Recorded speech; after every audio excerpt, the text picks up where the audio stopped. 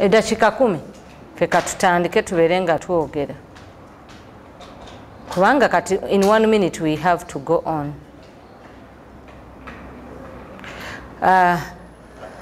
Kati doctor agenda kufollowinga mu permitting. Oli ready okutandika? Where are the lights? Kubanga in a minute we start. In a minute we start. Mu permitting.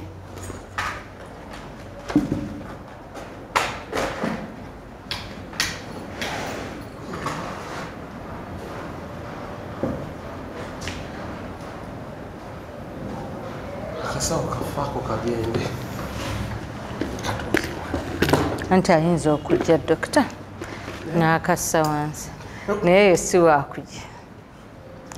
Why do we have one light? You're going to put the other?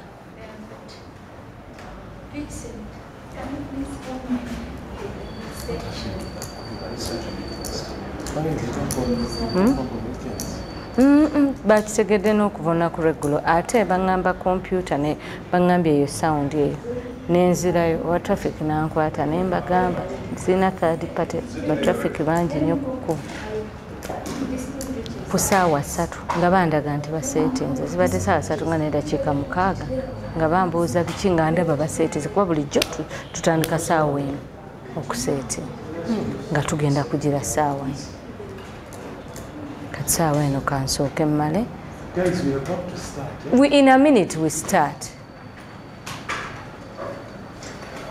In fact ntandika. Kyova tonamulaba obadde tonasaako data, right? Zoom ogitaddeko okero taliiko okero kwali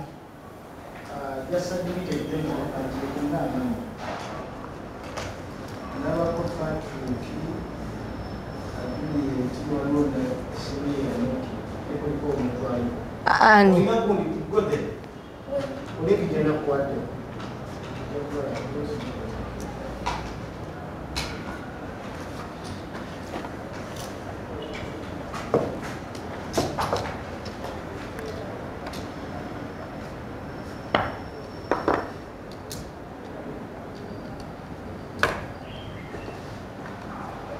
Teja kumpa feedback. Have you let me in? Naye siraba gundi. Okay, kamala okuyingira.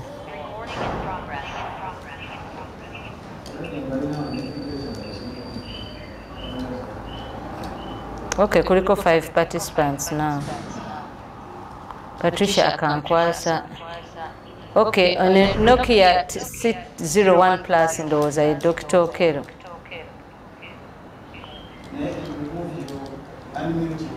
Yes.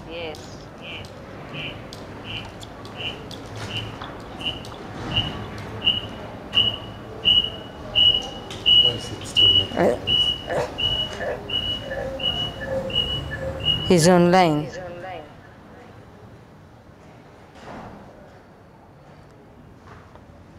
But Judith nga tetubalabako bayita nabadde nabaweereza.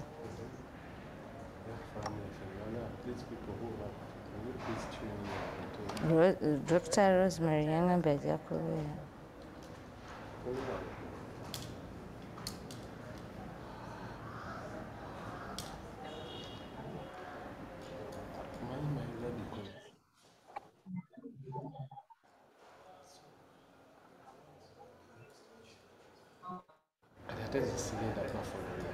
I would only be surprised hey, I heard you talk about this and this. Can you clarify? If that doesn't happen, they're not going to see me hanging myself with that video.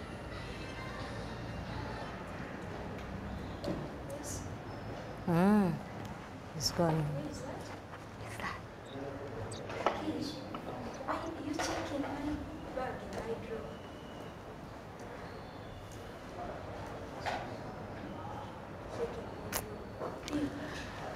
What's that? You've seen it. Hello. The headphone of Alan, it's on top of that. Thank you.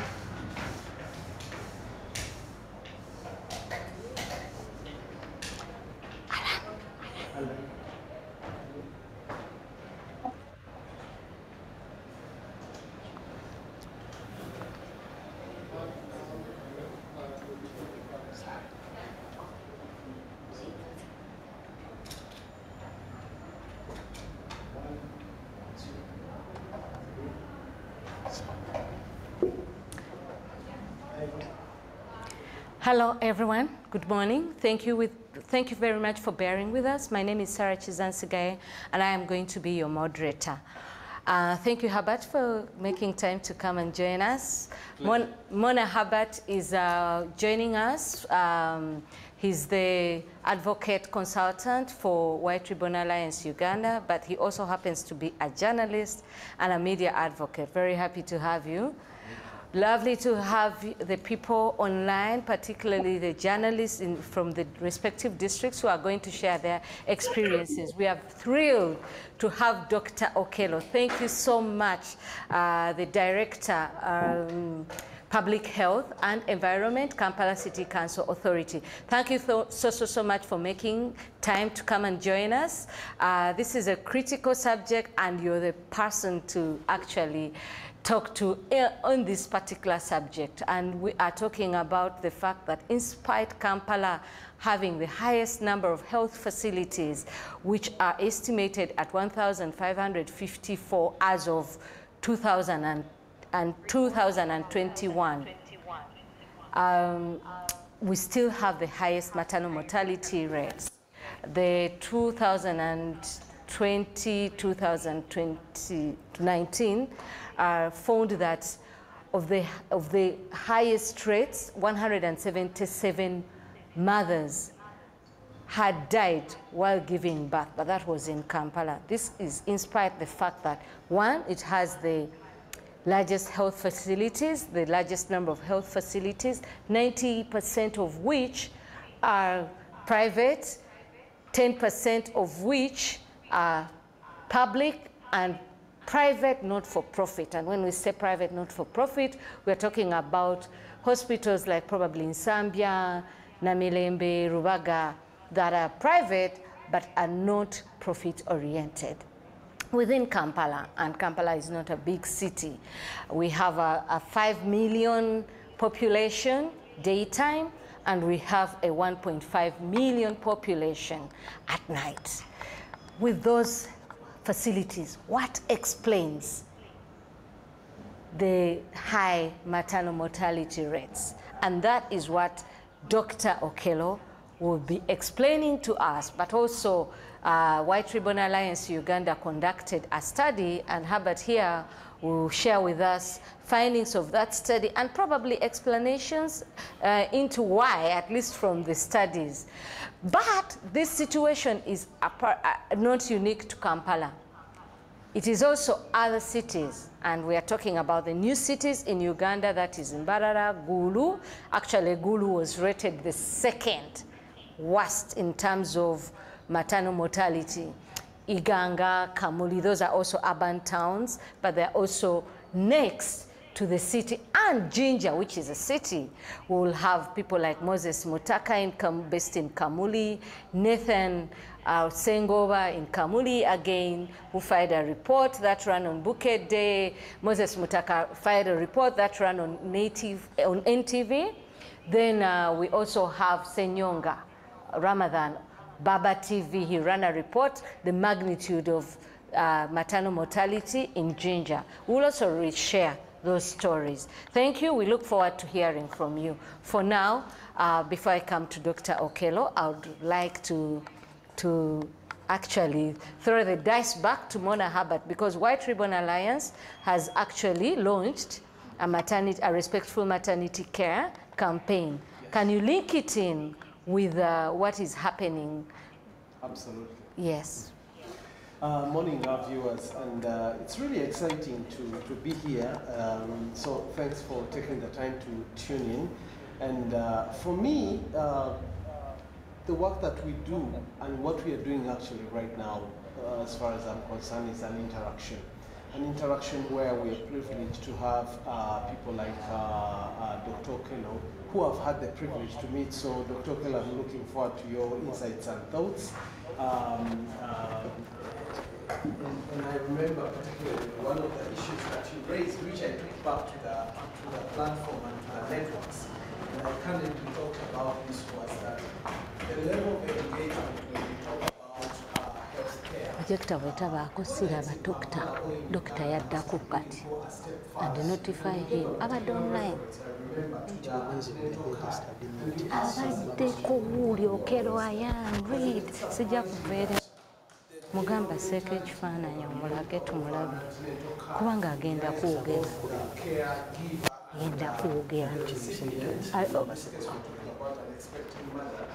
that it focuses so much on the information that the expecting mother who comes from the dental service should be given.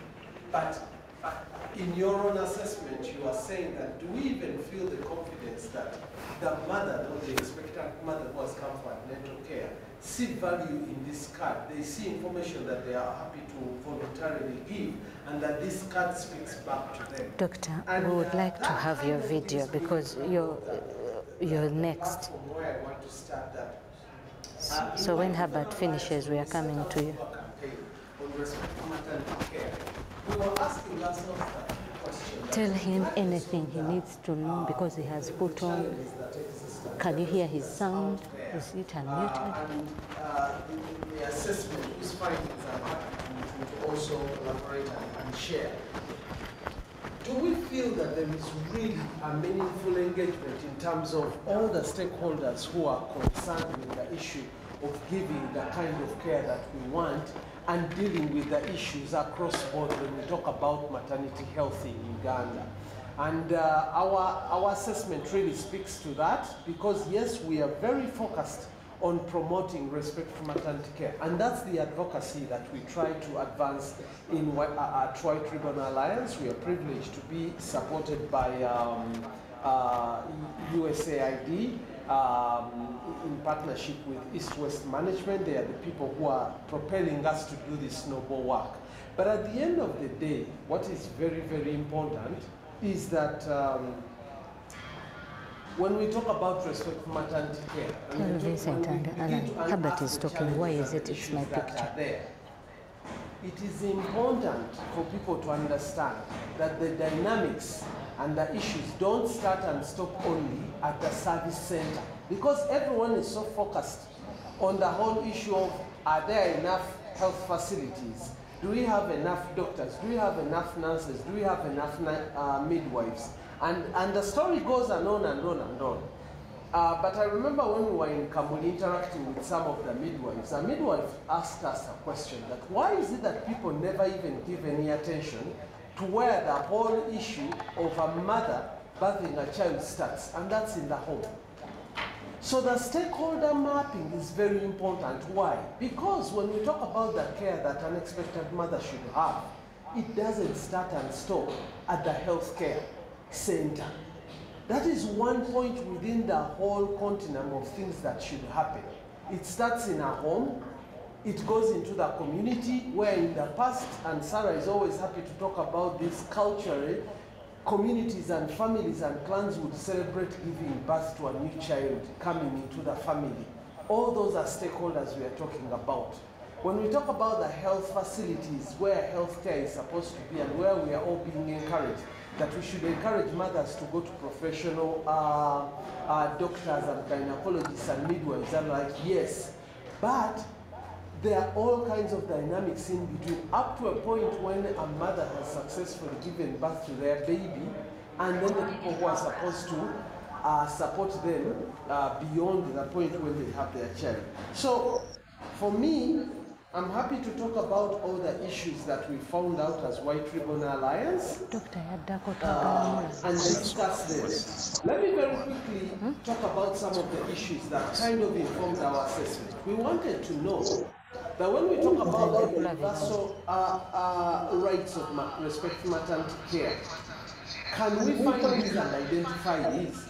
Second point, are people within the communities or in the healthcare facilities and beyond all the leaders and political leaders, everyone within the stakeholder mapping, are they all aware about this? Because when we talk about maternity care, we're talking about ensuring that there is no treatment, both to the mother and the child. We want to ensure that when mothers give birth to their children, the baby is staying with the mother. We want to ensure that there is no detention when a mother has gone to a facility. For whatever reason, they shouldn't be detained at that facility. We want to ensure that when the mother is going to deliver their child, the partner of choice in the labor ward should be there and should be present. These are some of the issues. And we've had such stories where mothers are mistreated. We've gone during the assessment to some health facilities and we asked them, do you have facilities and provisions for adjustments? Imagine a mother who walks into a labor ward and they don't have toilets, and we only have one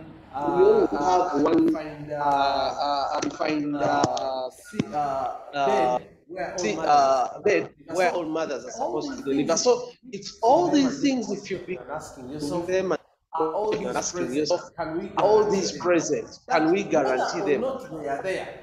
For me, it's the interesting discussion. Because that discussion shouldn't only start and stop with the service providers. And if you listen to some of the feedback that we got, we realize that healthcare providers, why we always insist they are our heroes. When you listen to them, they tell you that one of the biggest challenges that they face, and long hours that they have to stand in the labor ward, working and helping mothers where they don't have adequate supplies and the like. They come in and they talk about politicians, and how politicians are interfering with their work and like. So it's all these interesting issues that we want to talk about, but I hope we have opportunity to discuss them. Thank you very much, Herbert. Interesting revelations, and I would like to hear Dr. Okello's feedback on some of the things that you have raised. I also want to hear his take, and we are really privileged to have him because we are talking about KCCA and we are talking about the director, and he's in charge of public health. And why all those deaths? What is happening? Like you're talking about is it the lack of facilitation, the lack of services, the mistreatment, the infrastructure? What is it, Dr. Okello? I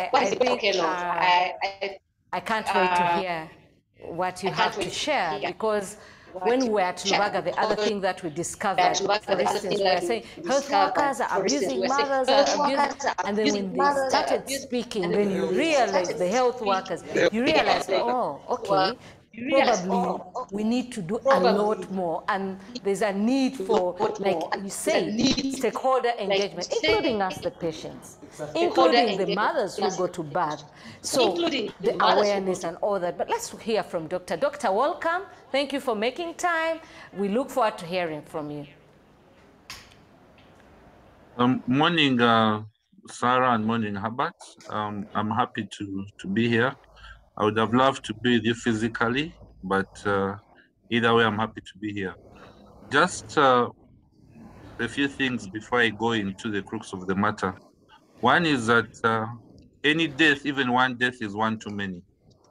So that's a background you should be able to have, because ideally we should not let any mother die. But you asked a question that why are we having, I'm getting some feedback.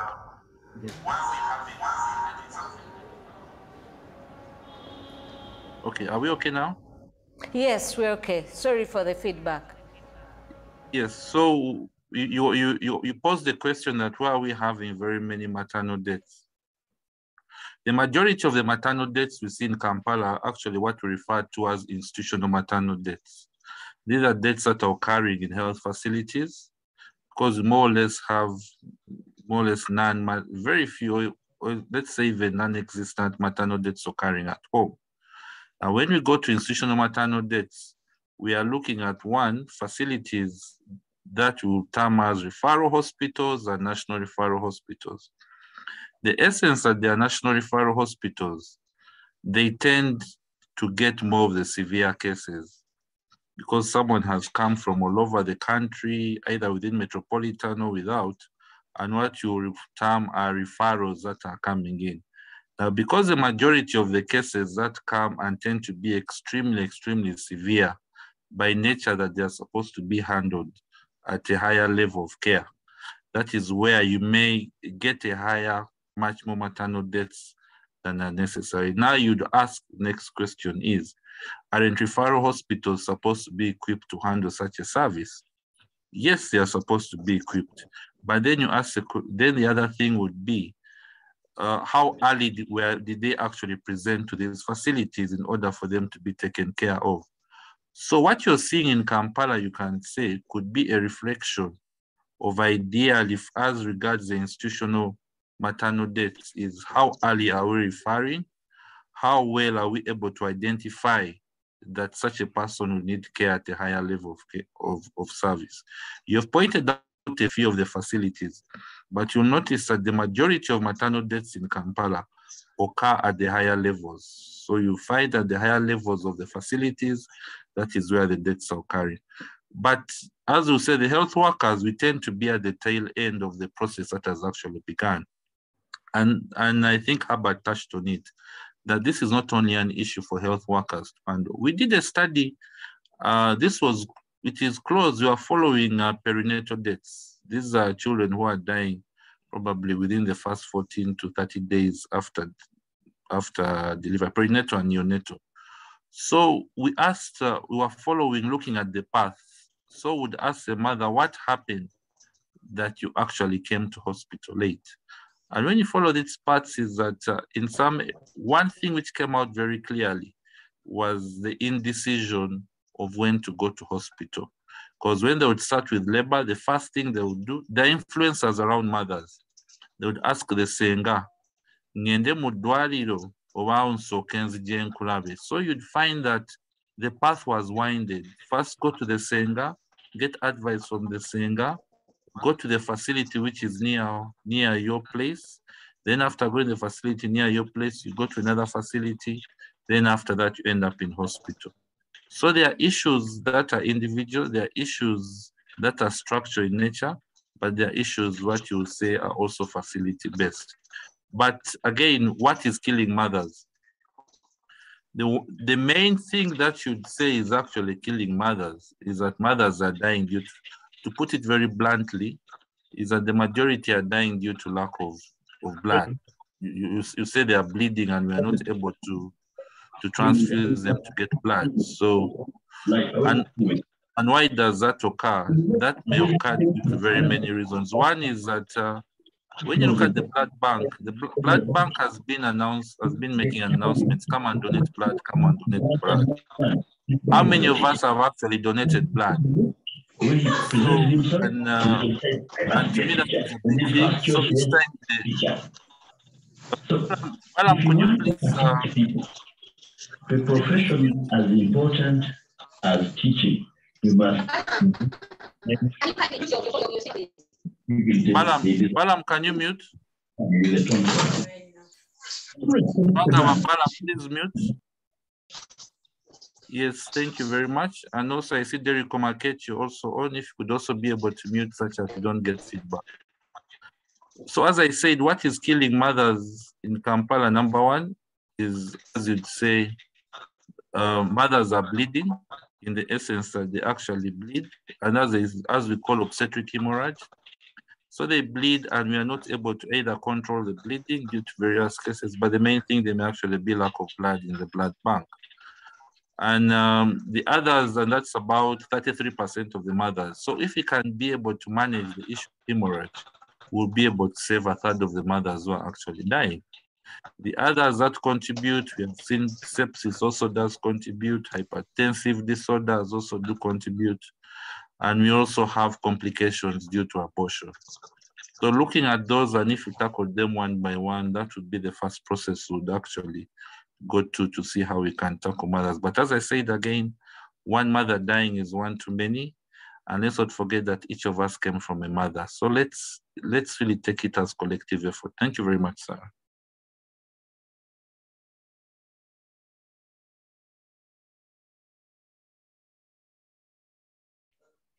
Thank you very much. This is what information, because it turns out that the public, all of us, have a stake to play actually. Imagine if we were donating blood, a third of the deaths could be prevented.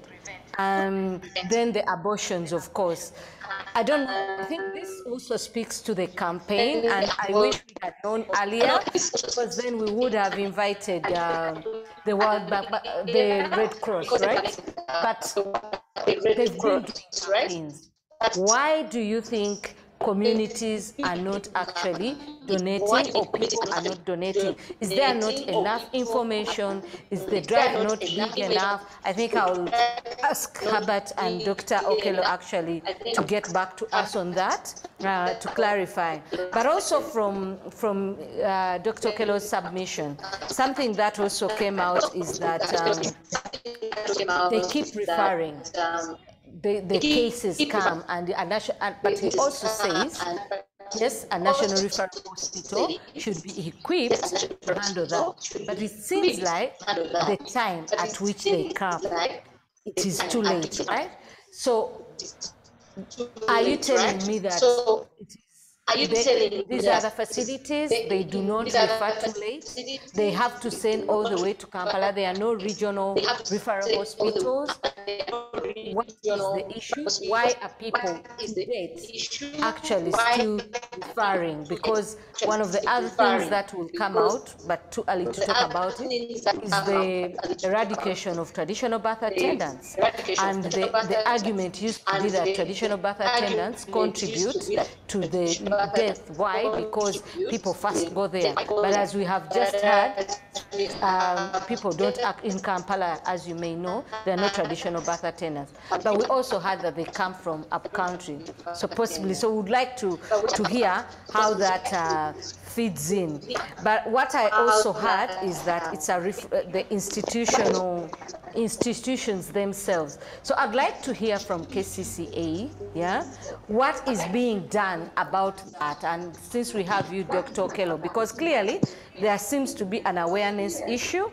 There seems to be, even when it comes to the lack of blood, because I don't think Uganda has blood shortages in as far as the individuals we have. We have 41 million people. Even if 10% of those people donated blood, I don't think there will be a problem. So why is going wrong? Of course, I don't expect you to answer for Red Cross, but I expect that as KCCA, as the director for public health, probably you've gone out of your way to find out what to do to bridge that gap. The other thing that I also would like to hear from you is the awareness campaign generally, because I've never had, like KCCA has embarked on a campaign to tell mothers, because people tend to think that Kampala is a city, but as someone was indicating, you just walk move like 5 kilometers, and Kampala is already rural. What is being done about the awareness? Is there an awareness drive and the structures that we have? But at the same time, Kampala City Authority or Kampala City Council has other health facilities, Kawala, Chitevi, Chisenyi, and all those facilities. What are they doing? Are there outreaches to go and reach out to these mothers? And it doesn't have, because health facilities shouldn't also be seen to be doing post-mortem, same as your office, sir. So we would like to hear from you again on that, in that regard. Thank you, Sarah, for this. And let me start just to give a little bit of the statistics of health facilities in Uganda. Not in Uganda, but in Kampala. Just a correction. Can we have doctor? No, we hear him, but we don't see him. I'm actually on. No? Yeah, okay, great. Yes, only 1% of the facilities are actually public. And just to make that correction, out of the 1,450, only 1% are public. So the majority of the facilities we are talking about here are private. But again, saying what have we done? Let me start from before delivery, when you go to antenatal. When you go to many of our facilities, we introduced what we call extended antenatal. And here we are looking at our clients. Majority of the mothers, you'll find that who are dealing with the informal sector. These are mothers who wake up very early in the morning to probably go and make katogo in the market or to prepare katogo to bring to our offices. So they leave office early before the health facilities have opened. And when they leave, they leave for their work very early. Now, when they are going home, they will probably leave after 6 when the OPDs are closed. So what we did was to extend antenatal services till 7 p.m. And that was to cater for mothers who are not able to come within that period of time. Because the main issue of antenatal is to also be able to identify high-risk mothers. Then when you identify the high-risk mothers, then you can be able to plan and make sure that their births are safe. But Sarah, also, you look at the KCCS strategy and you've named the facilities, Cassini, Kawala, and so on. Majority of our facilities actually cater for Montua 1C. So you may find the messages for all entities may have skipped you because probably for us, we're in Butale down there, we are there in those slums telling mothers what they need to do and what time they need to come. So that is from the antenatal side. The other thing is something that is good practice, what they call maternal and perinatal death reviews. So what happens is that when a mother dies, you're supposed to sit and audit yourself what went wrong. What went wrong either before the mother came or when the mother did actually come. What is that supposed to is that the next mother is not supposed to go through the same process. So when you go through that auditing process, when you're in the same situation, you now know how to act better. So not per se doing a postmortem, but it is a quality improvement measure. The last one, what we are doing is we are trying to manage referrals.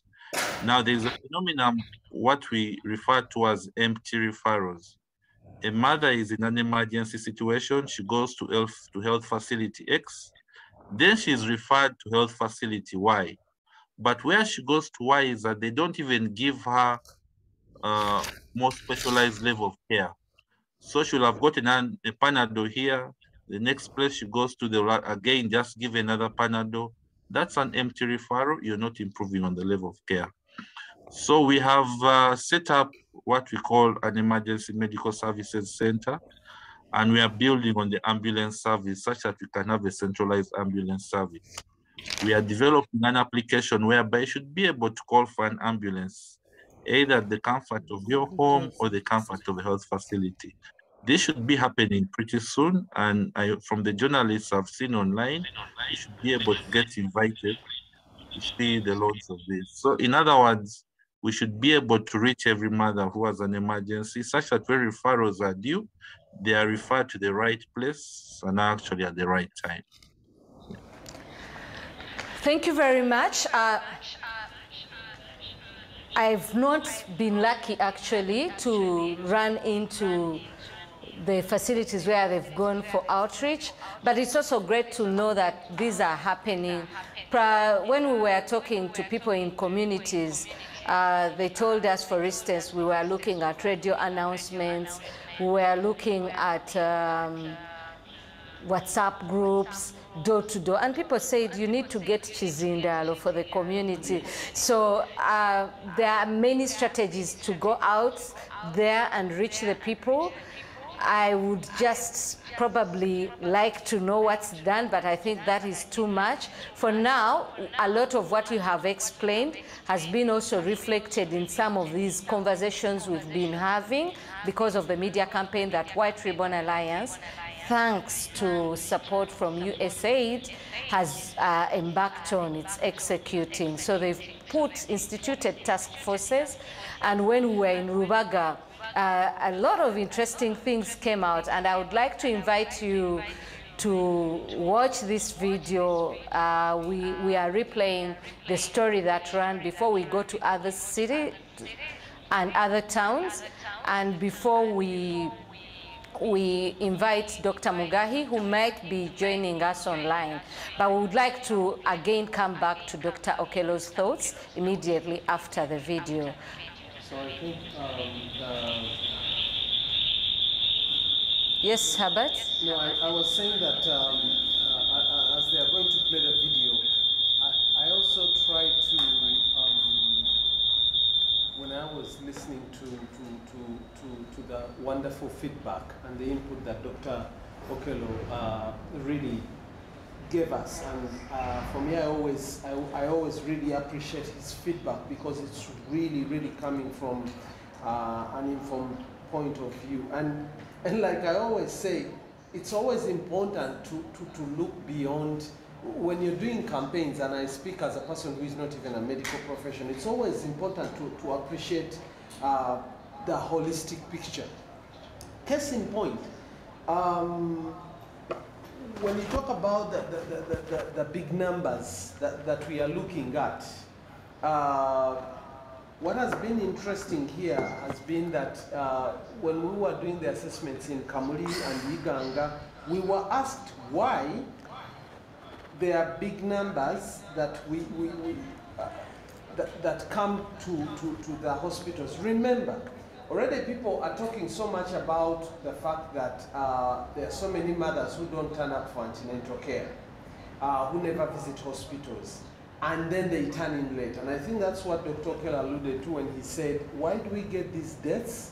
Why do we get these complications and we get them late?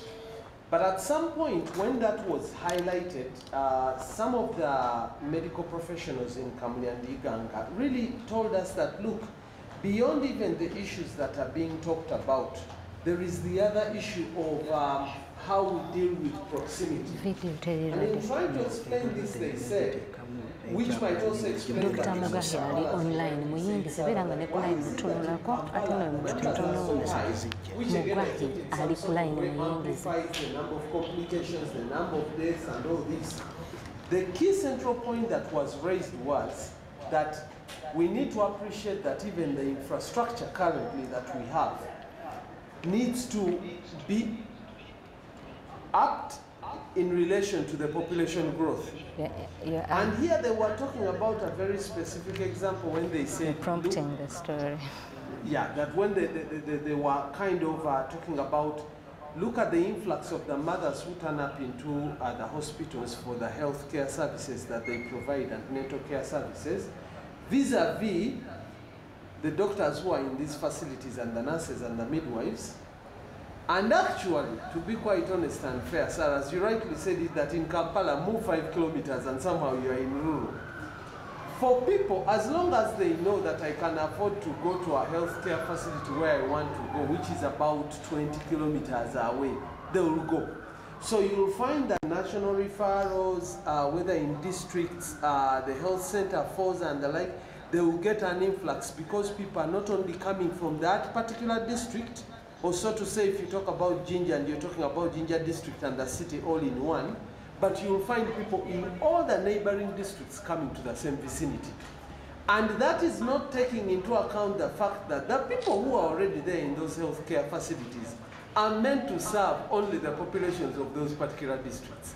And that challenge hits them and they deal with it on a daily basis. And that, for me, I think, again, talks about all the other dynamics that we are talking about, that as much as we talk about the challenges, the need for the service, we have to talk about what about the population growth and what about the influx of numbers vis-a-vis, and we're not going to go into that, the health budget in Uganda, the health budget in Uganda. You know? So all these dynamics we need to look into if we are to find the right remedies and address the whole issue of mothers standing up on time, going to these facilities with the confidence that they are going to get the facilities in the right manner and that they are going to get what I would call customer satisfaction. Thank you, Herbert. I would not want to preempt what we are going to see like from the report, but interesting because what you raise is also those voices came out and those concerns. And clearly, of course, Kampala has grown, the population has grown. There are some issues that I don't want to talk about that are going to come out in the story. Yeah, but clearly planning for a city, the way Kampala was meant for 500,000 people, not that the health budget is meant for 500,000 people, but there seems to be backlog in as far as coming to speed with the reality of Kampala. And like you said, part of what came out was the refugees, Kampala being a host to many refugees, and that is not reflected in the budget, probably because they are looking at the population 10 years ago. And the irony of planning for Kampala, but everybody comes to Kampala, and it seemed to be coming out as a problem in other cities.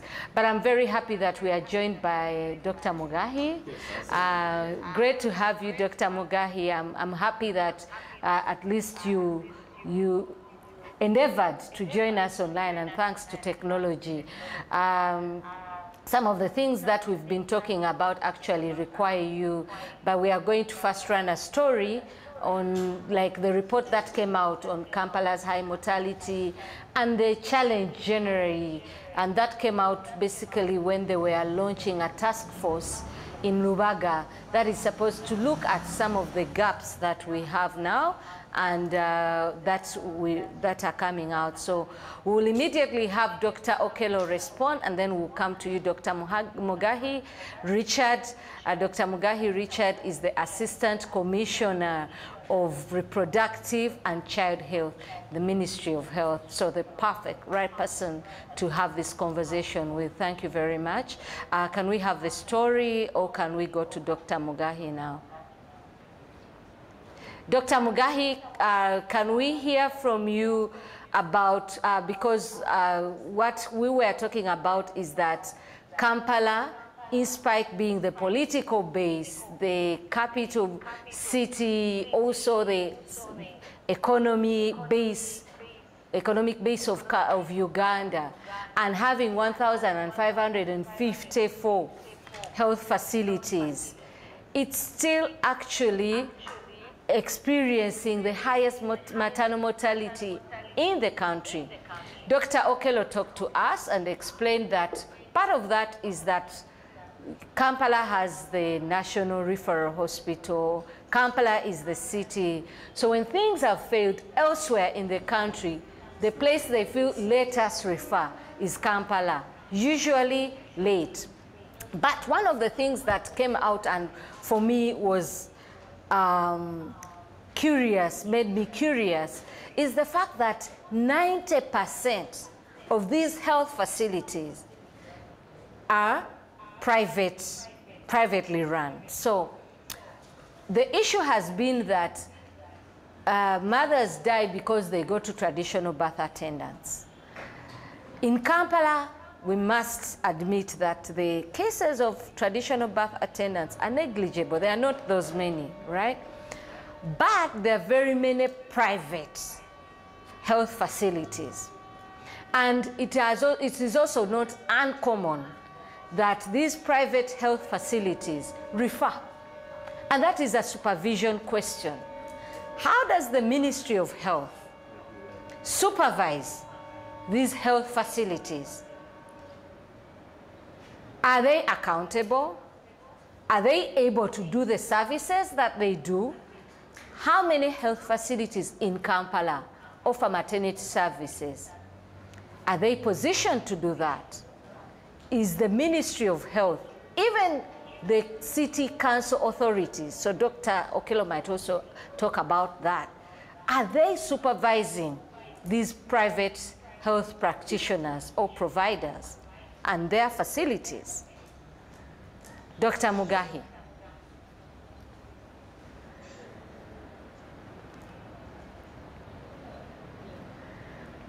Are we good to have Dr. Mugahi, the technical team? Please, you can allow him to unmute. Let the administrator allow him to unmute it. He has just sent a message that he can't unmute, so give him rights to unmute. Can you unmute him?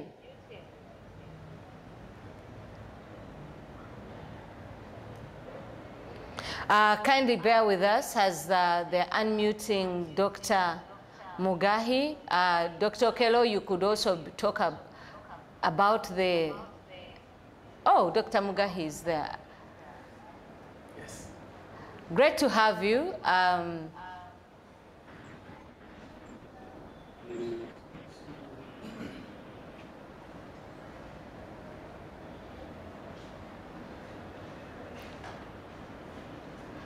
Hello, Dr. Mugahi. Are you good to respond to the issue of supervision, especially when it comes to the 90% private health providers? Are they equipped, are they set to actually deal with maternity services? Or you could even ask him to restart his phone. Okay, Dr. Mugahi, will come back to you. I think for now, let us hear from Dr. Okello, because we've been advised that you need to restart your phone so that you can now be unmuted properly, because you've been unmuted, but the settings won't allow you until you restart. Can we go to Dr. Okello? Dr. Okello, about the supervision in Kampala as Dr. Mugahi comes in. Yeah, you asked the question, do we supervise private health facilities?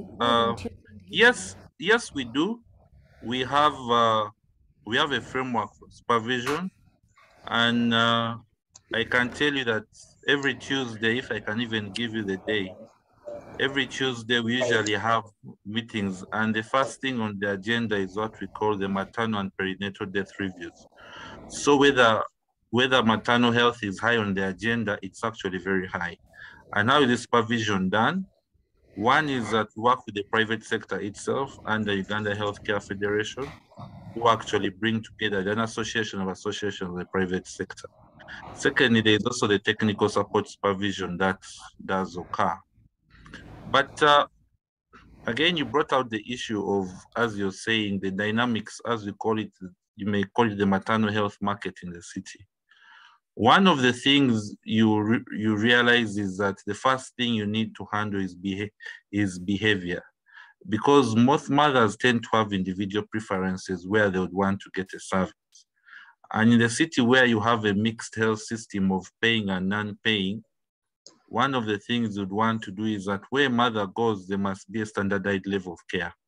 Now, that standardized level of care, you ask that out of the 1,440 health facilities, how many are offering maternal health services? They're about 200 or slightly over 200. So you'll actually see that just 10% of the health facilities are actually investing in maternal health care. So to standardize that care is that we do the technical supervision, we move around these facilities. But as you say, the important thing is, if there is an adverse event, if a mother has passed on, are we able to find out why this happened and what should be done to prevent it?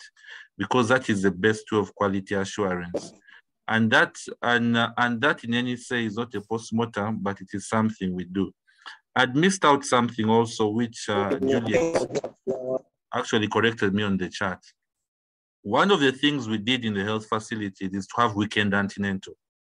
As you said again, you need to profile your clients in order to be able to respond to them. Let me give you our clients in 2 of the health facilities that we profiled. Now, Cassini Health Center, 80% of the people who come to Cassini Health Center do not stay in Kampala. They actually come, they work in Kampala, but don't stay in Kampala. When you go to Kawala Health Center, it is actually the reverse. The majority of the mothers who come to the health center stay there, and they're in the informal business. And 80% told us that they come because there is a free service. Now, what that is telling you is that one of the things as government we are doing right is the issue of equity, because we are targeting those who believe may not have the money to pay in a private health facility. And that is where we are actually targeting. So looking at the broader picture, are we targeting the right people? Yes, we are actually targeting the right people. Secondly, do we have the resources at hand to be able to handle for this load? You look at the outputs in the health centers you've actually spoken about, Kawala, you look at Cassini, they are performing at a very, very high level, more than the extent that they're actually built for. But what we have done to respond to that is, when you go to Kawala, which is the health center 4, you'll find that the human resource could be a little higher than a traditional health center 4. And that is responding to the needs of the population that is there. We have also said that we are in the process of streamlining the emergency medical response system within the city. Because some of the things is that somebody may not be able to call, even know how to call for an ambulance, or to be able to, or even where the person is the health facility. How do you call for an ambulance for the person to be picked up? So those are one of the things we are streamlining to make sure that, yes, inter-facility referrals are there, but also from the facilities to the higher levels, if we need to have emergency transportation, that one is also available. So that is broadly what we can see that we have done, but I can see Dr. Mugai is back. He can be able to add on to what I've just said. Thank you.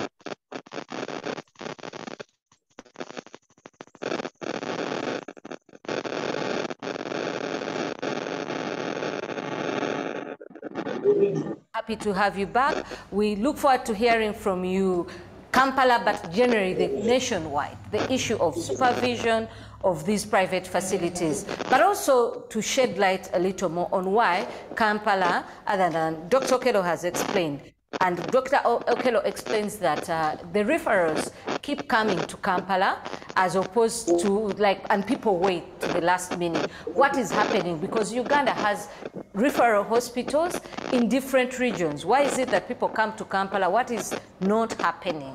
Are the referral hospitals well equipped? But let's start from the supervision, and then we go to supervision of private practitioners in Kampala, but also in these other places countrywide, before we go to the issue of the support and facilitation of referral hospitals up country. Dr. Mugahi.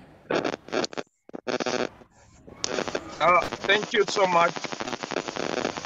There is an echo. There's an echo in the background. I don't know if it's because of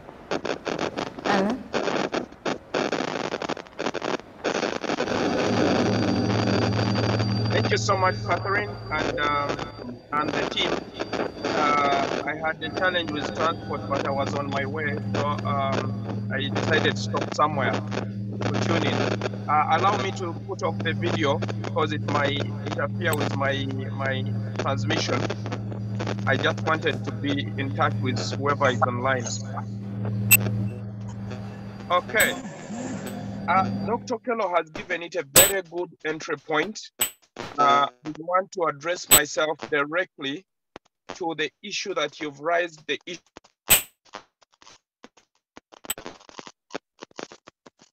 of supervision. The issue of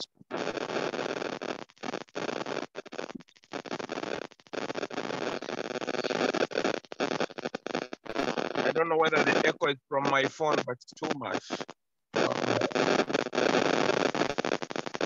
There is Galaxy 02.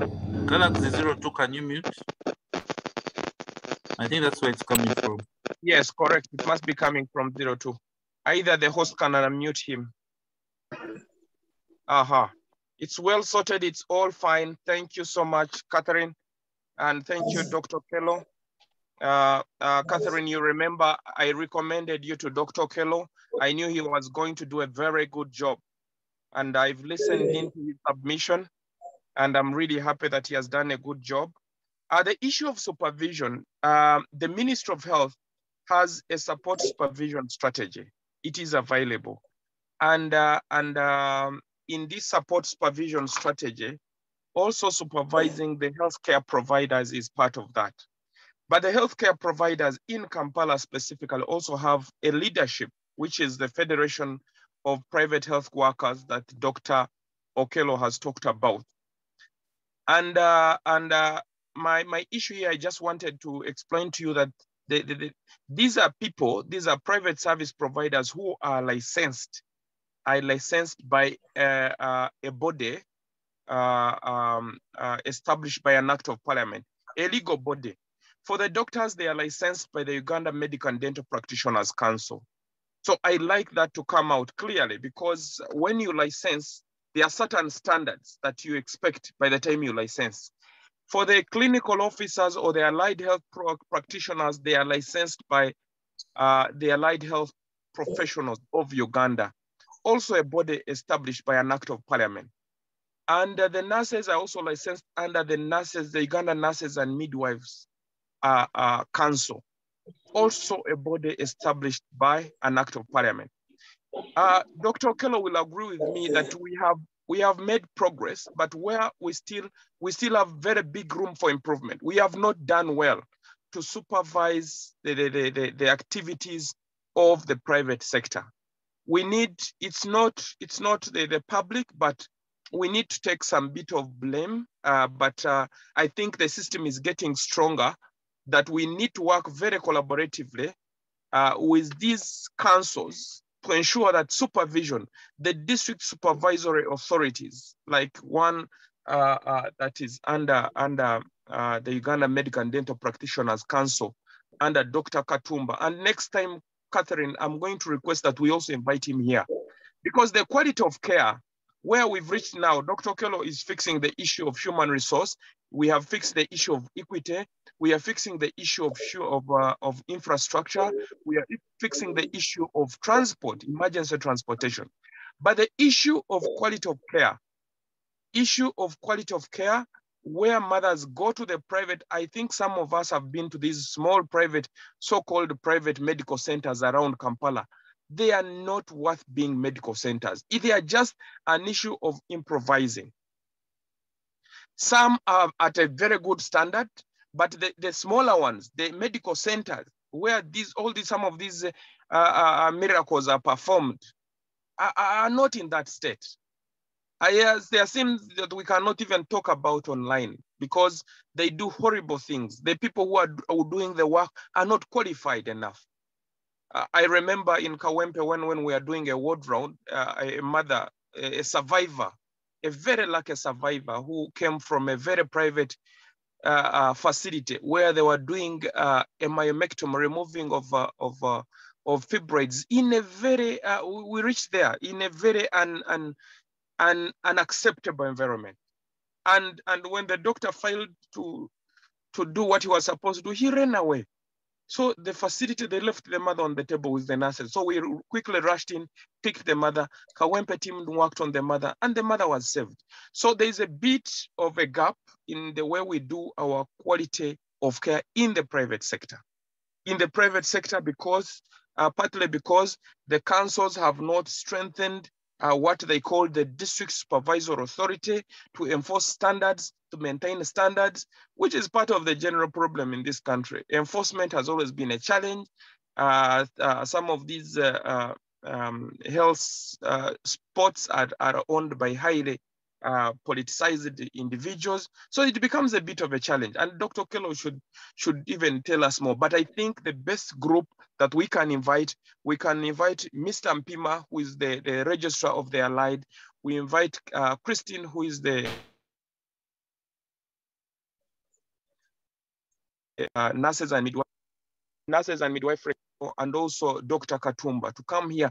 What are they doing? But what we have done at Ministry of Health, we have an assistant commissioner in charge of standards and accreditation, whom we think should be working very closely with these other bodies to ensure that there is standards in the private facilities. As Dr. Okello mentioned, most of the issues in Kawempe in the public facilities are referrals. Correct. Referrals from where? That is what we need to know. The most likely choice for someone in the community around Kampala, the facility that nearest to them is a private facility. I live in one of these rural places in Kampala. But the easiest facility to access is a private. That's where you can buy a Panadol. That's where you can run when you have a pain, we have a fever. So the penetration of the private sector in Kampala is much, much better than the penetration of the government facilities. So the first line of contact, the first point of contact is definitely going to be the private care. But the private care must be trained because they are driven by profit. They always want to do something on every patient, including the ones they cannot manage. And this causes a delay. This is someone who is a candidate for Kawempe. This is someone who is a candidate for Kawala, which has doctors and is able to offer cesarean section, but is delayed in a medical center X, just putting on a drip and some other drugs, which are not directly going to improve the outcome of this patient. Just because after putting a drip, there is a bill that someone has. So this is what the district supervisory authority that is under Dr. Kello and the other registrars is going to help us ensure that there is a standardization. There is standard. If you don't have the infrastructure to run a medical center, please close, because you will become a despot. Now, is the public sector ready to receive all these numbers? The public sector is improving. The public sector is improving. Dr. Kello has mentioned that. The public sector, he has improved the human resource. Of recent, he shared with me, he's going to recruit doctors, and we want to thank government for adding that contribution of making sure that the health centers in Kampala have a better human resource. And Dr. Kello, thank you for pushing that together with your team. I want to mention that 80% of all the deliveries we received last year, 1.5 million Ugandans added onto the population, 1.5, Catherine. That's the number of deliveries we get in a year. 80% were delivered in government facilities, 80% of the 1.5. That's close to slightly more than 1 million, 80%. This means we are addressing equity. Equity simply means we have a system that cares for those who cannot afford. So many people, you all know that Kampala, the cost of a cesarean section ranges from 8 million. In some places you can get a Caesar at 8 million. In some places 5.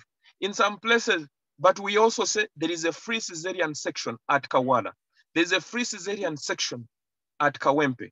There's a free cesarean section at Naguru.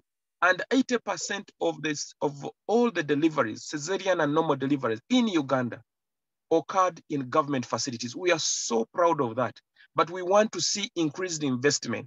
You people in the media, the politicians who are listening into this talk show, it means that the people of Uganda, there are two things here.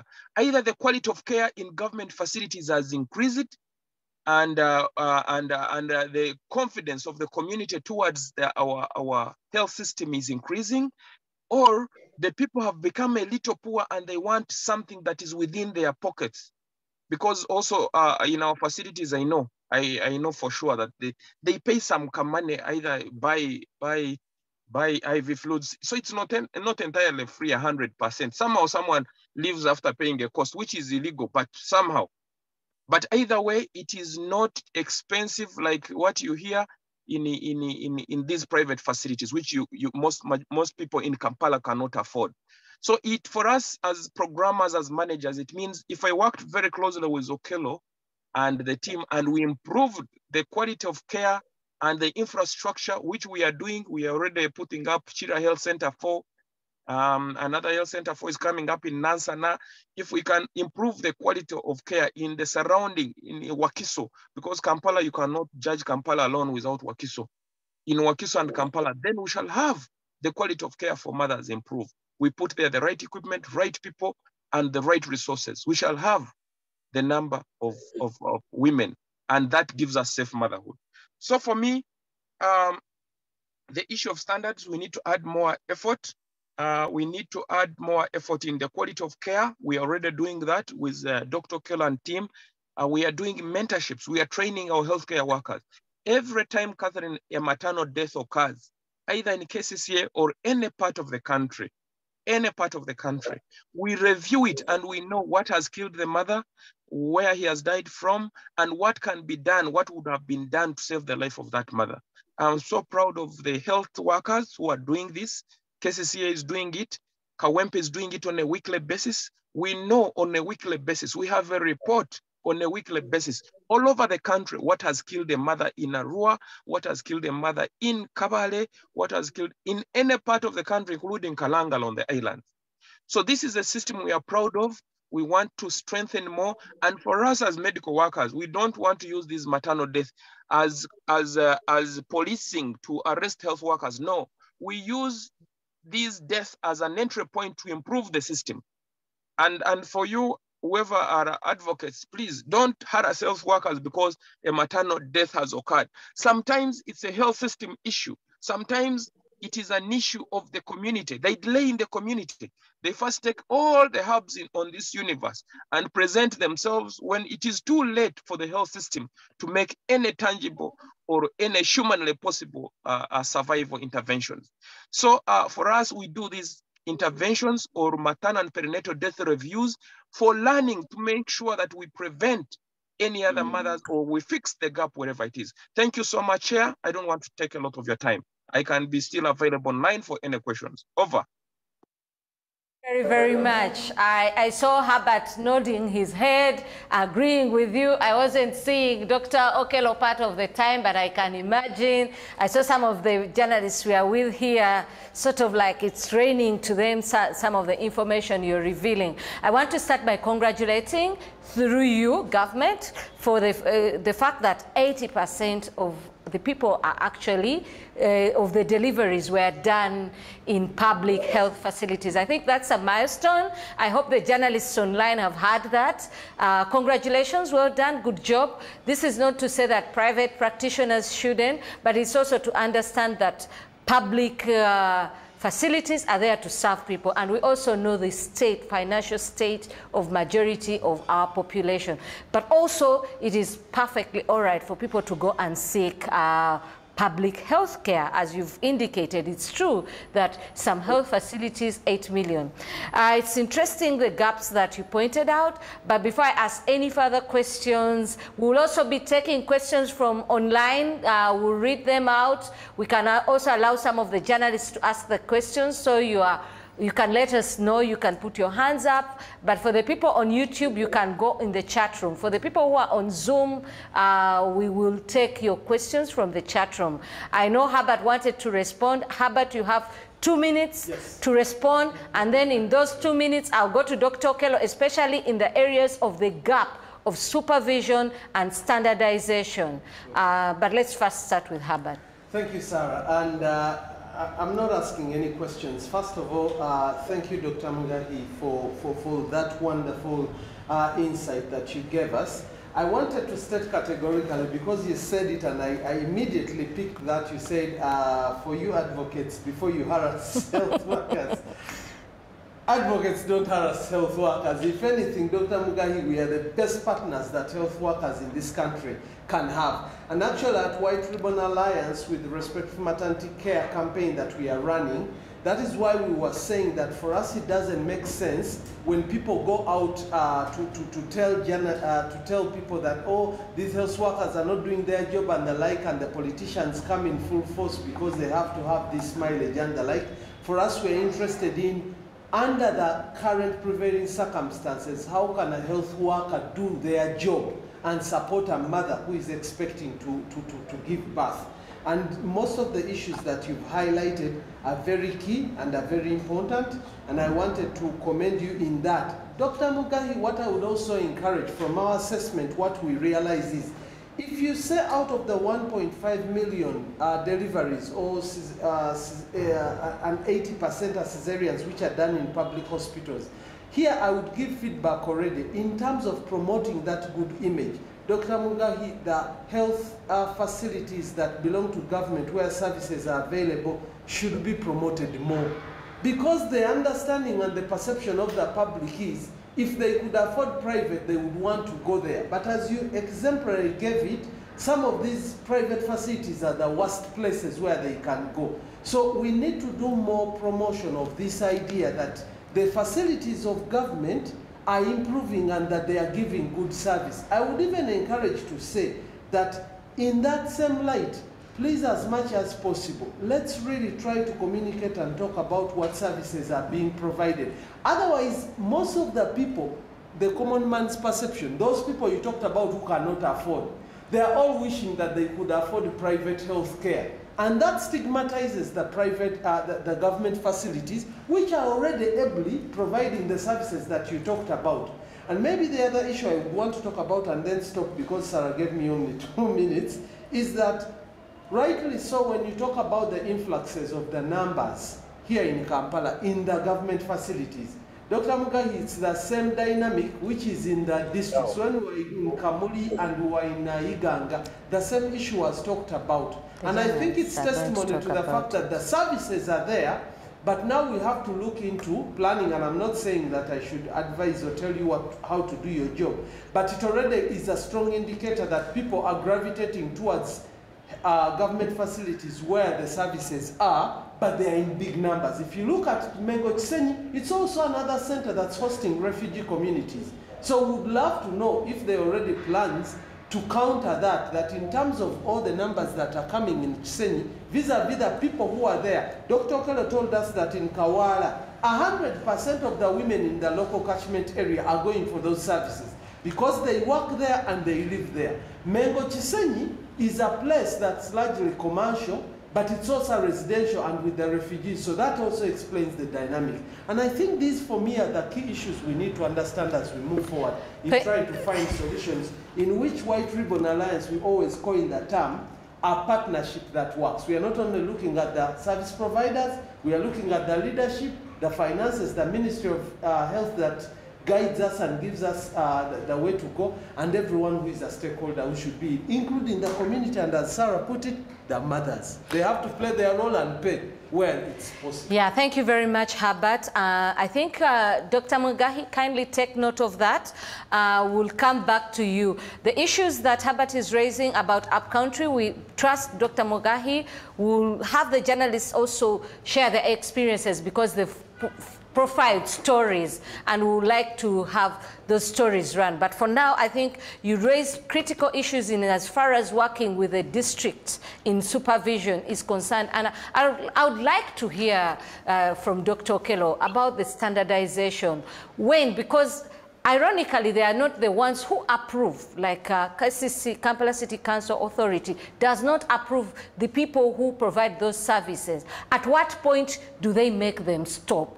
Under which law have they done it? Why is there still a gap? What can be done? Dr. Okelo. Thank you, Sarah. Let me start by... Can we have Dr. Okelo, please, respond? Yes, Sarah, I'm here. One of the things, and probably Herbert, I will disagree with you here. You know, there is a saying that you do not choose your relatives.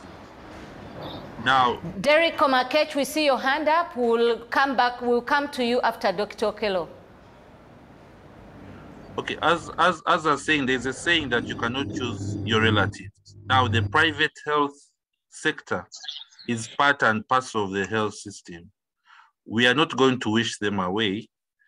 And as they say that the most we can do is to see how we can improve on their service because they are there. They're actually allowed to operate by government, and we are not going to wish them away. So how about just that correction of once we start splitting and saying public and private, people are going to choose where they want to go. But what we need to do, what we need to see is that wherever they go, is that they should be having the same level of care, as you said, respectful partnerships. Now, one of the strategies you can actually do to be able to improve quality of care, and that will fall within us as government, is if we make it seem that our service and our level of care is a preferred one, the other people offering a service will have no choice but to improve on their level of care. And why am I saying this? There was a time we set up an ultrasound in one of our health facilities. Somebody next door had set up an ultrasound. Now, because ours was free, what he had to do was to reduce on his costs or close shop. Now, when he actually reduced his cost, then that came to the cost that is actually there. Dr. Mugahi touched on the cost of cesarean sections. And to me, this is my vision, that the public sector should actually have a better level of care than the private sector, such that then you regulate by your activities and your level of care. And what that does is that everybody has to fit, because you'll be pointing that where I'm getting a free service, you actually give me better care than you who is paying. So if you want me to come back, can you make sure you have that same of service? That is my vision. But breaking forward what we can do very quickly about supervision, as you have actually said, is one, we have to make sure, as you know, for those who have, there's something we borrow from epidemiology where they say you need to know your epidemic before you know your response. Now, for us to understand the issues is to make sure that we bring all these private facilities into the realm of reporting. Now, once they're able to report what they are doing and you have the information, then you can be able to target what you're going to supervise in each and every of that facilities. And that is where we are saying in each of the divisions, we have teams that go out, and we have even gone ahead and developed a tool, what we call the S-Quiz. That is it's a quality improvement tool, but you can self-administer and know where you're going wrong and where you're going right. We are rolling out this tool in the private sector, such that one, you can be able to police yourself, but two, when we come, we can also be able to support you in the areas where you think you're weak. But this does not mean that the public does not have a role. Ladies and gentlemen, the days of listening to a doctor and just nodding your head are way, way gone. You need to ask questions. It is your right. This is your information. This is your body. Do not feel embarrassed asking a doctor about anything that you believe is something that is due to you. So to me, the first level of inspection is actually the is actually the patients themselves. Then for us, we will then be able to support with the technical supervision, because the person who interfaces with these health facilities is a patient. That's why we are saying the days of saying father's name, mother's name, this is a treatment, and you just nod your head and you go away, are long gone. So to me, about supervision, as I've said, we have administered the self tools that people can be able to use. We are also going to have lines where we can communicate with the public. We'll have a toll-free line where you can call out and say, this is happening in such and such a place. For technical support supervision, we have actually, there are teams per division that go out and actually do this. So Sarah, I see we are running out of time. So very quickly, allow me to stop there. Maybe Dr. Kello, before you go away, why can't we, for the ones who are doing wrong things? Dr. Let's have you, Dr. Mugahi, as I go to the doctor who also had his hand up after you. My question is to Dr. Kello, why can't we help the ones that will reprimand the ones that are doing wrong things by working very closely with the councils that license them to register them, or even to throw them out? Because we know, you also know that there are some who are completely off the standards. And there, if we came out with a carrot and stick, and this time specifically to employ a stick, that the ones who are not on the standard can actually be pushed off the system, so that the others can know that the government or the district supervisor authority or city or whatever it is now very serious. And lastly, I think I'll not have another chance. Thank you so much, Catherine. I call you Kathy, our moderator. I'm extremely happy that this dialogue is happening. I wish it can happen every week. On my side, I will be able to get you people who can come. As I've told you that I would get even the registrars to come here and explain how they regulate and how they supervise. I'm more than happy to work with you. And Okello is also a very, very nice person. And because we live maternal and child health, we want to see it improving, we want to see it go to the roof. And lastly, my friend from White Ribbon Alliance, you are doing a great job, but we need also you to go at community level. We need something I didn't talk about because of time. It's called birth preparedness. All pregnant women, for 9 months you are pregnant, you must know where you are going to deliver from. You must know what means of transport you are going to use. You must know where are the other things that you need to use. We are now training our health workers on the concept of birth preparedness and complication readiness. Every pregnancy is different. This pregnancy cannot be like the first pregnancy. So there must be also a component of complication preparedness.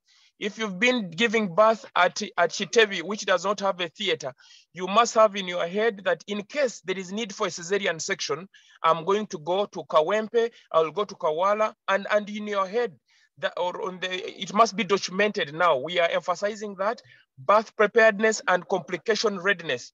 My friend from White Ribbon Alliance, you can link up with me and I give you the guidelines, but this is what we should preach at community level. Every pregnant woman, whether you find them on the market, whether you find them on the street, please give them a brochure of birth preparedness and complication readiness. The people who die are because of complications, and if we are ready for these complications, because they come as an accident. But if you knew, if in case a complication comes, my first line hospital is ABCD, then they rush you there. Then it's much easier and we shall save people. Thank you so much. And thank you, moderator. Over to you. I want to save you some time. Over. Much. I would like to first have Dr. Komakech. I don't know, Dr. Komakech, if your question or comment was dealt with before I can respond to others. And thank you very much for Dr. Mugahi as Dr. Komakech comes to talk. Thank you for agreeing to talk with us. We look forward to talking with you, to engaging you.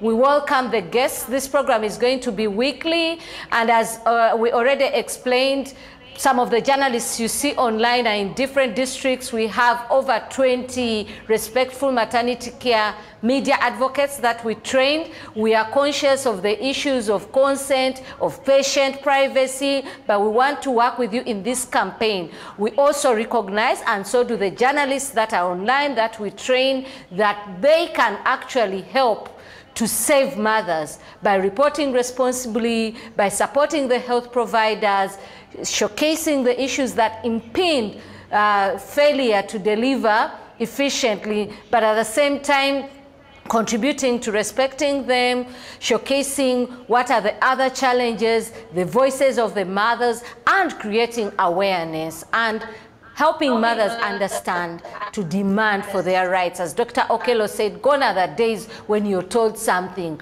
but that is probably to a number of people, but there's also many people who do not have access to this information.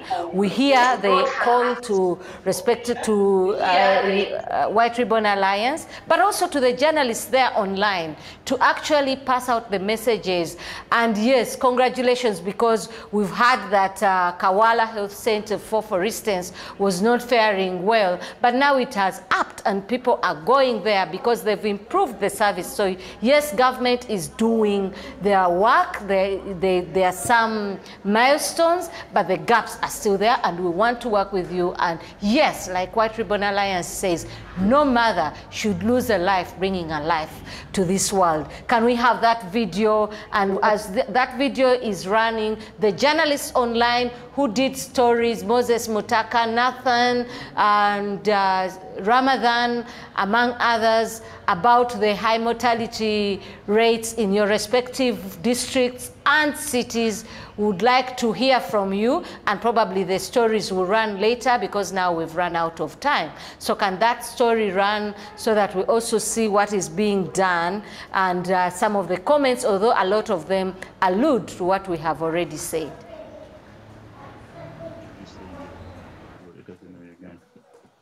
The story, please. 1954, Kampala has the highest health facilities in the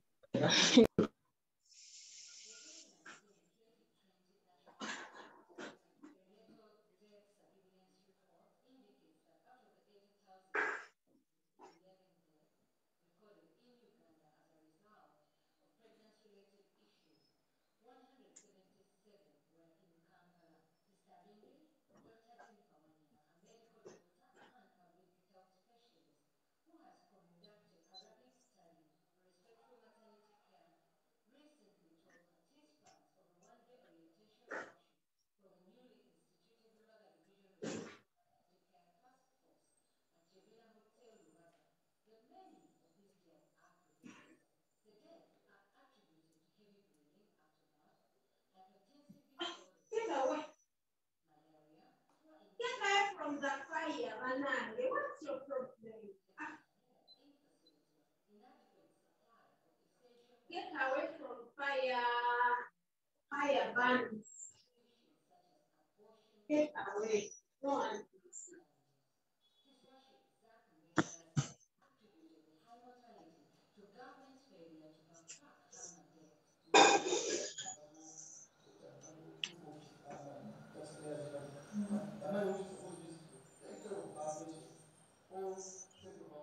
Finish your porridge. And you need it. What does happen? Network. Network is down. Why don't you use cloth for holding, right? I don't have cloth. Then there's that cover you go to. Cover.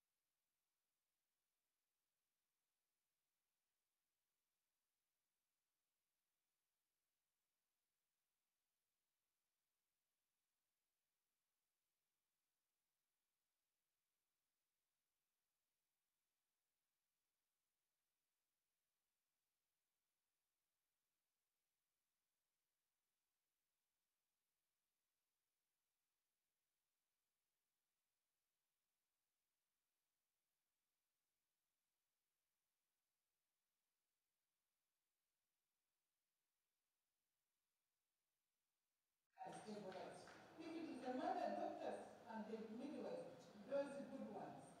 And we can, let's first get a rate. Why? Not because we get it quantified. The system has not yet been devised as per that level. Help us to see that our budget allocation is improved. Planning for a smaller population is one of the factors attributed to the poor health services in big towns and cities of Uganda. You talked about the geographical catchment in terms of planning vis-a-vis the demand that just keeps shooting every day. When we were in Uganda, the Uganda, I think it's the Uganda main referral hospital, they talked of the same issue. They said, you have no idea how many districts surrounding Uganda, beyond Busoga, Greater Busoga region, all of them converge into our center.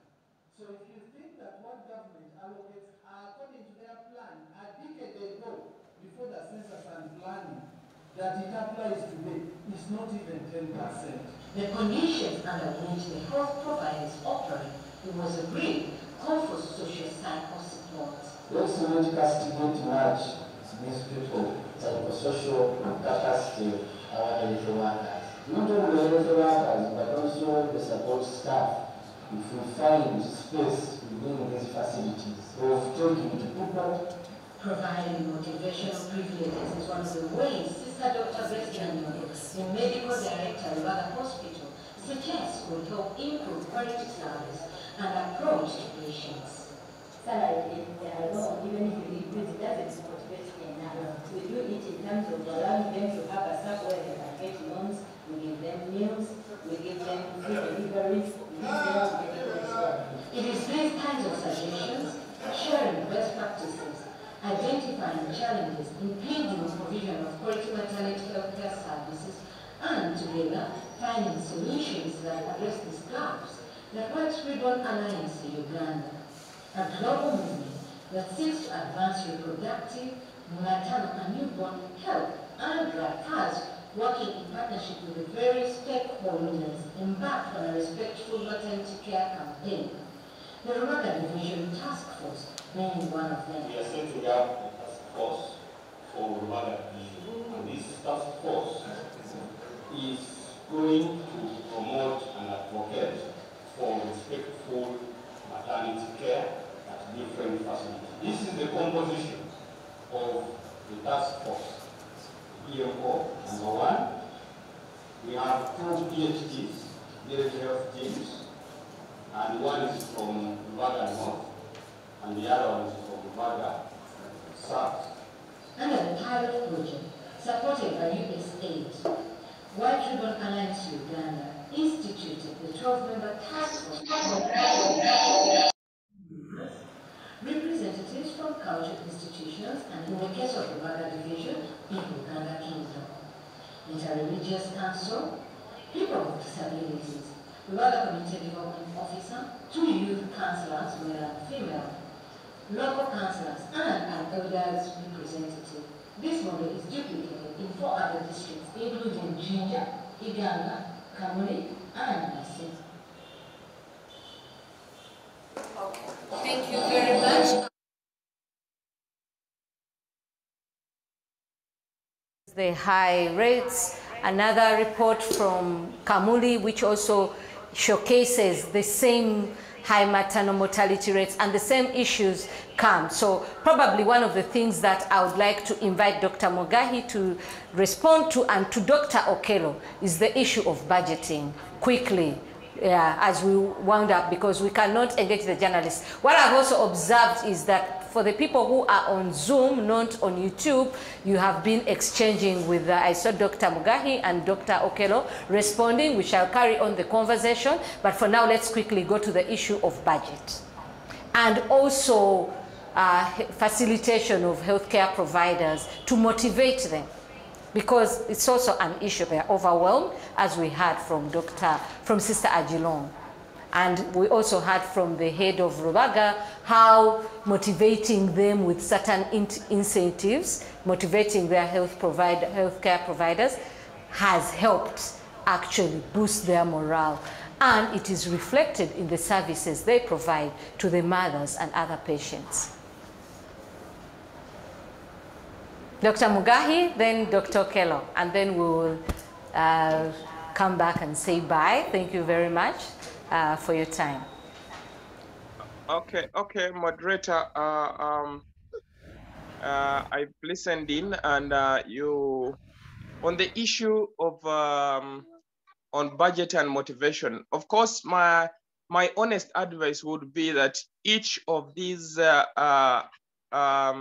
issues would be a day on its own, because at the end of the day, we may have to touch a little bit of everything. It's not something that you can summarize what we are doing in a single minute. But as you're aware, government is cognizant, is aware about the issue of motivation for healthcare workers. And motivation is not only salary. Motivation is not only salary. Government pays, as much as we know, government pays a consolidated salary, meaning that your transport, your housing, and everything is within that. But saving mothers and the newborn takes more than giving a consolidated salary. The people who are critical, what we call critical health workers, the doctors, the midwives, the anesthetic officers, must be resident at the facility if you are to save an emergency. And this is the direction we are talking about motivation. Motivation comes from the things that you use, our motivation as healthcare workers, what you want to use, if it is available. You feel very bad when you need to save a mother and there is no blood. Motivation goes low. Motivation in our healthcare industry is not about salary, no. So it's an investment. So it's an investment. We need to invest in the things to use, what we call supplies and drugs. We need to invest in incentives in terms of better pay. We need to invest in accommodation. We need to invest in an infrastructure. Some of these health facilities, you enter the theater, it is too small. There are two mothers. or the labor suit is too small. Those who have been to Kawempe of recent, you can see the investment that we have done in Kawempe, how it's still a challenge, but how it has caused mothers to have respectful maternal care and the newborn area. So when we talk about motivation, that is the angle we should look at. And I must say, you've heard beginning July, there's better pay for healthcare workers. We think this will translate to better motivation, but government also continues to invest in primary health facilities and regional hospitals. Yes, and hospitals. Yesterday we were in Bujiri. You saw the message that was moving around. I was in Bujiri with the senior top of Ministry of Health. So some investment is going to take place there. We've earmarked some money that's going to go to Bujiri, so the people of Bujiri will be happy. And we've moderator and our civil, our friends from the civil society space, White Ribbon Alliance. I want us to emphasize access. Access is where people can easily reach a health facility. My records show that 46% of all the mothers I talked about last year who delivered in public health facilities, actually, delivered at level 3. 46% delivered at level 3. 10% delivered at a health center 2, and this is the challenge. They need to be upgraded to a health center 3, and 26% delivered at health center 4. So you see the bulk of the mothers don't want to move long distances going to hospitals. So the remaining balance, that is from around 20%, is the number of mothers who deliver in health in hospitals and national and regional referral.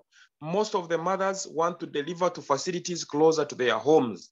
That's why the TBAs are very popular, because they are very close to the mothers. So if government, and I like the direction Parliament has taken of having as many health center 4s as possible, to me, that one is a magic bullet. If we can have many health center 4s every country, health center 3s every sub-county, we shall hit this maternal death issue very well with other interventions.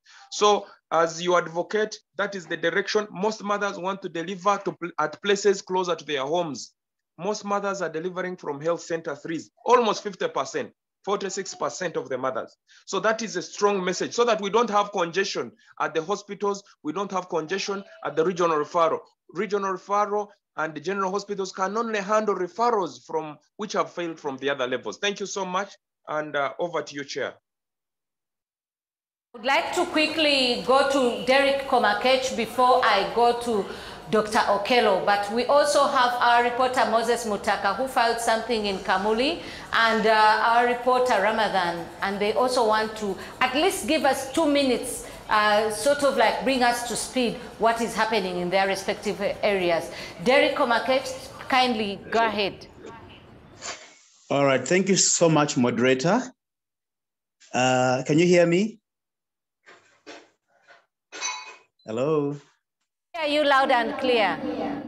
Thank you so much for this opportunity that you've given me. I'm actually not a doctor.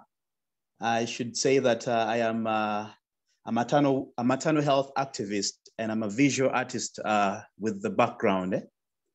What I want to share something brief about my story. I got to know about this program through a friend, and they told me that you are preparing a meeting and a discussion regarding maternal health, which I was very glad. And straight away, how I get part of the campaign is because I happened to be part of, something happened. My wife died while giving life. And so the message for me became so tough. I decided now to use my adversity and turn it into advocacy. So right now, I am actually doing a lot of advocacy with my skill. I'm using film, and I'm also using a little bit of conceptual storytelling. So what I'm trying to ask is, how better can I be supported? I'm trying to look for a way to partner with people so that I can tell my stories and also tell community stories in a much better way.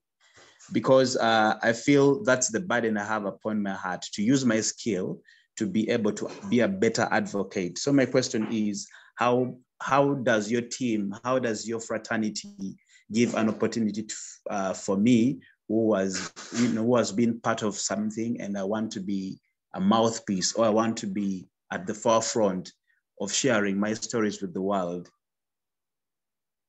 I don't know whether that's a clear question. Maybe I can give you something very quickly. Hello? Komokech, we can hear you. I've shared with you my number. We can hear you, but in the interest of time, first of all, I want to commend you.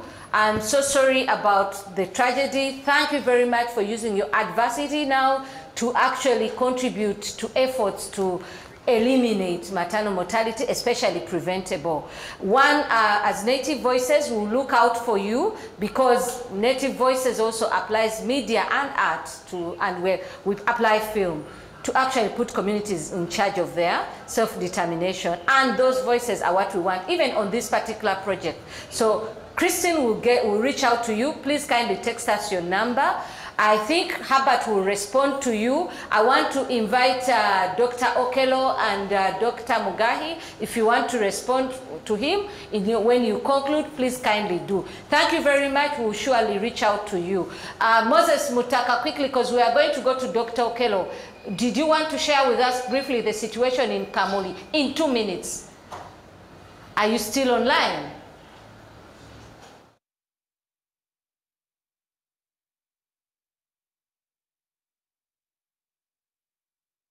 Ramadan, do you want to respond quickly, to share with us?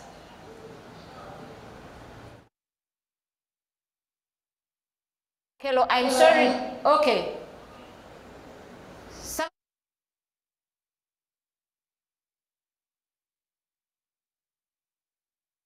Go ahead.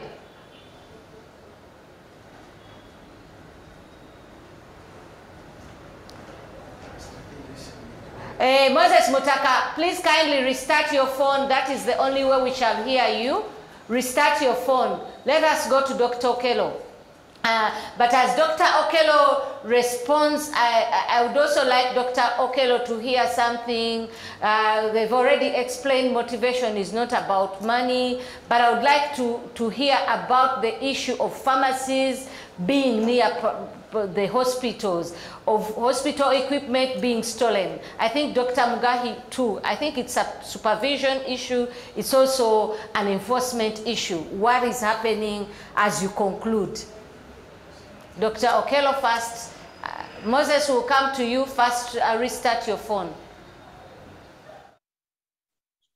Okay. One, you asked about budget. Is the budget enough? The budget has been progressively increasing when you look at 5 years ago and where we are now. In terms of wage, the health workers' salaries have been enhanced.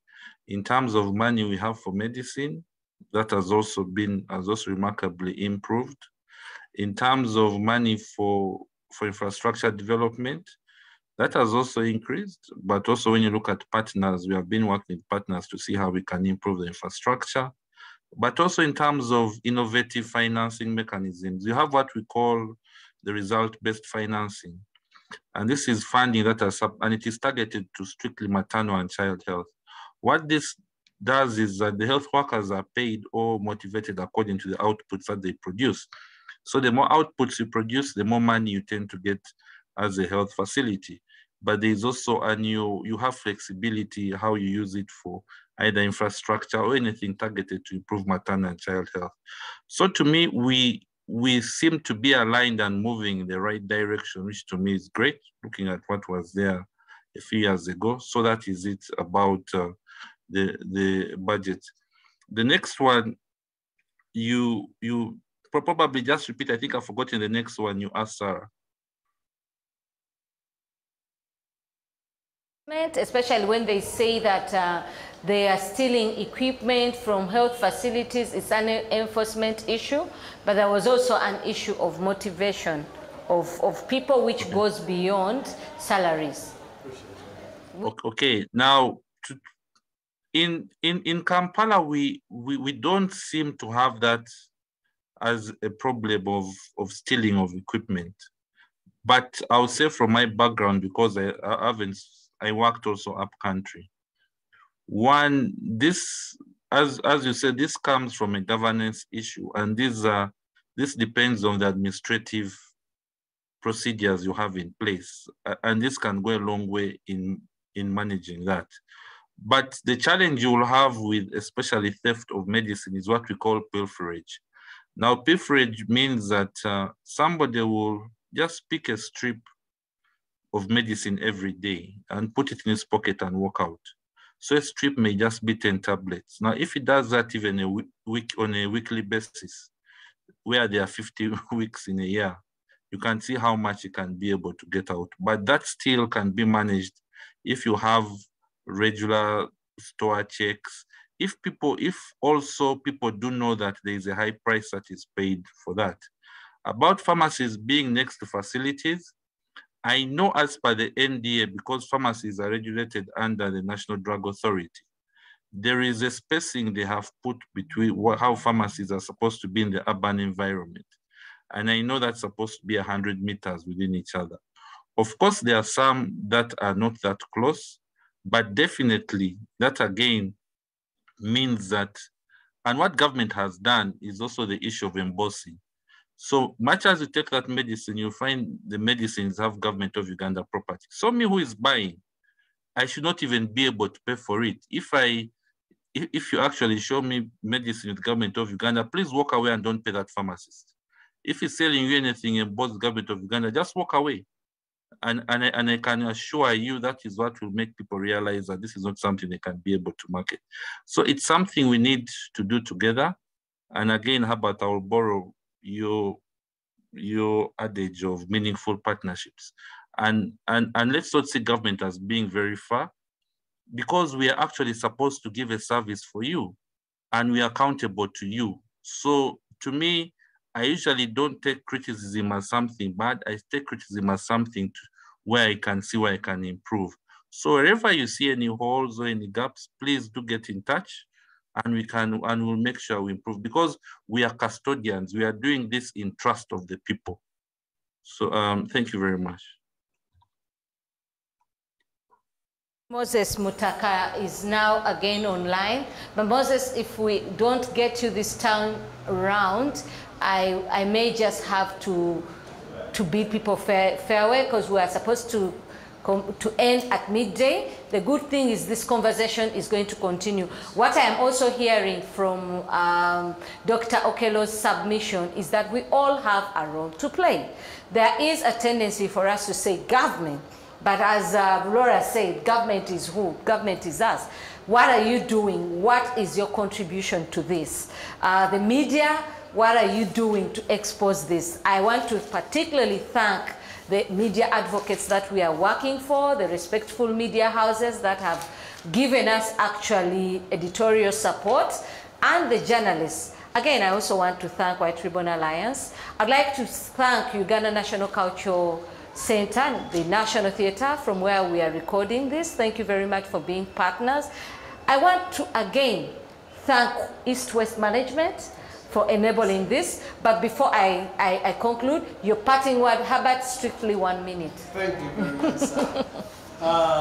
Maybe I'll use this opportunity again to come back to the journalists within the Media Lab, which we made a very important stepping stone for this campaign, that we don't want to only always limit ourselves as media advocates to only reporting news, sometimes which is tragic or whatever that people want to respond to, but that we want to take an interest to dig deeper and really talk about the issues. Dr. Mugahi, Dr. Okello, and all the other submissions, people who've given us wonderful submissions. This is the kind of understanding that we really need. And when I was listening to you, Dr. Mugahi, I only said, I really, really will take the opportunity to interact with you and will give you exposure to our media advocates, so that you can really give them the gist and the information, and Dr. Okello equally, so that they can report and write from a contextual point of view, which can move the partnerships that we are talking about, which can move people to really act, so that at the end of the day, if it's the responsibility of the health facility, then we know. As Dr. Mugahi said, if it's the responsibility of the mothers to do birth preparedness and complication readiness, then that is something that we need to understand. And again, as a person who is very passionate about advocacy and health advocacy for that matter, I'm really happy that we are working with the media. So the Media Ideas Workshop is also supporting this from a technical point of view, and that is very important. And I want to end by thanking really Native Voices, because this interaction and this work is because when we talk to Native Voices coming from White Ribbon Alliance, they really saw something magical. And they are doing a lot more than even the support that we give them to really make this work. So for me, this dynamic and interaction is really a godsend. So thank you, Sarah, for your team and your entire team of Native Voices for that. This is really tremendous work. And when I look at the reports and the journalists, the work that they are doing now and the angles that they are taking, I always sit back and smile, and I'm always excited. So there is a lot more to come. Thank you very much. Thank you very much, Herbert. To the journalists out there, that is positive feedback. Keep the good work. I don't want to mention each individual because we've run out of time, but you've done an amazing job. Masindi, you were quiet this week. We didn't hear a lot from you. Iganga, we had you. Ginger, we had you. Kamuli, go. We want to keep bringing in those stories. And the reporter is in Kampala. Well done. I also want to thank people from the civic society who've supported us. Fabio, First African Bicycle Organization, Dr. Mugahi and Dr. Okello, you might need to know that Fabio is doing an amazing job in Busoga region. During the lockdown, they came out with an initiative of a bicycle ambulance, and they saved very many mothers and babies. Joy, thank you. But all the other civic society people, all the stakeholders, the health providers in the hospitals and the districts, you've been very supportive. You've given us immense information. We look forward to working with you. I also want to thank the Native team. They are clapping their hands. Josephine, Ozing, Eva Bumoshabe, Vincent Lusambia, and Alan Sozi. Well done. Tina Peace, Nangobi, well done. And yeah, I saw Mirembe was also tweeting. Thank you, well done. Nimu, thank you for joining. I want to thank everybody. Thank you very much. We look forward to seeing you next week. Next week, we are discussing traditional birth attendants. 5 years ago, they were banned, and yet people still continue to utilize their services. We also want to find out, since they were phased out, has it helped? Has it helped to combat maternal mortality? This and more is what we'll be discussing next week. And for the journalists, we look forward to your stories. I know you've collected many stories. Some of them have run. Many more are going to run. See you next week. Have a lovely weekend. For the people who came and the team and others online, safe travels. The people who joined us on YouTube, please share. This program is going to be shared. We will also edit excerpts and we'll keep running them. Dr. Mugahi and Dr. Okello will actually make sure that some of these submissions that you've shared with us go out there to people who may have missed them. Again, lovely weekend. Thank you.